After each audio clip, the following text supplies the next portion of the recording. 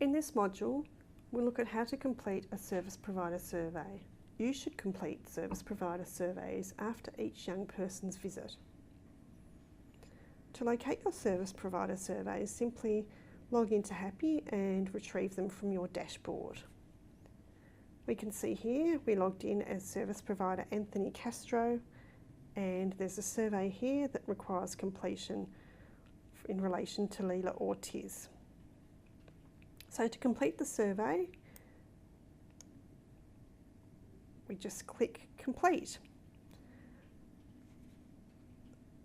It's important to complete every field of the service provider survey. Even if your answers are not applicable, there are not applicable options that you should select from the drop-down menu. The service provider survey is exactly the same for every visit that the young person presents at the centre.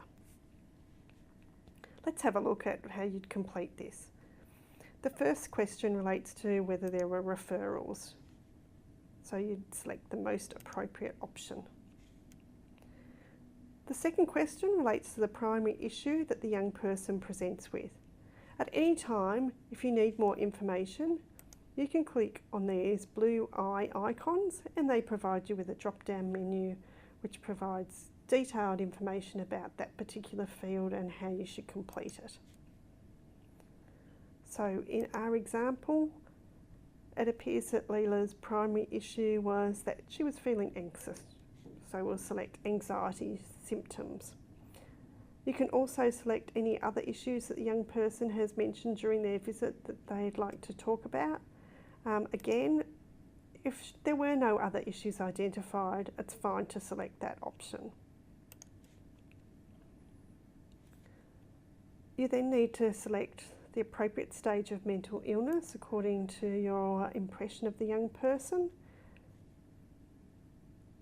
In this case, we're going to select not applicable and then select clinical diagnosis. Remember that you complete this survey every time the young person has an appointment at the centre, so your responses might vary over time. Initially, for example, you might say that there's no diagnosis yet and it requires further assessment. You have an option to select a secondary clinical diagnosis, and again, if there is no other diagnosis, it's important to select the not applicable option. You then need to enter a SOFA score. In this case, we've administered the SOFAs with Lily and her score is 67. To help us understand the types of services that are being provided in Headspace centres, we ask that you complete the main service provided during this visit. So in this case, it might have been an initial screening, but you can also enter different types of therapeutical services such as cognitive behavioural therapy, problem-solving therapy, etc. Many times there are many services provided during a particular occasion of service, so choose the one that is the main service provided during the visit. Indicate the length of the service that you provided and then the future care decision for that young person. In this case, we'd suggest continuing the current treatment. You can also indicate any other services that you recommended to the young person. For example, you might recommend that they talk to their GP or see an employment agency, other community-based health professional, etc. So in this case, we're recommending that Leela makes an appointment with her GP. There's also an opportunity to provide information about other support that's been provided for the young person or for the young person's family as part of their care.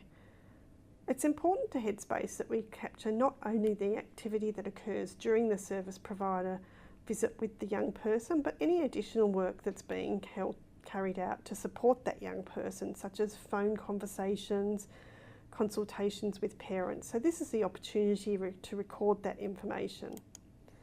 And it helps us get a more holistic view of the services that are provided to young people. We can indicate the length of time that we've spent since the last visit in those additional activities. And then the last question relates to the funding source for the visit. So again, we select the most appropriate option. Then we'd select Save Answers, and you can see over here that the answers to Leela's survey have now been recorded in the Service Provider Survey.